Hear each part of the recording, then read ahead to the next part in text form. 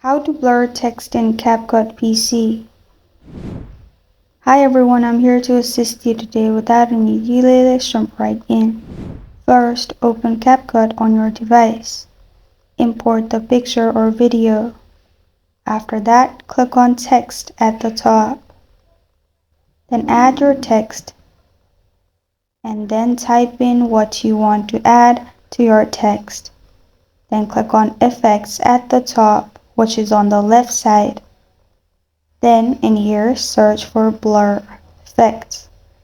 Add blur effect, and then at the top right, you'll be able to intensify your blur.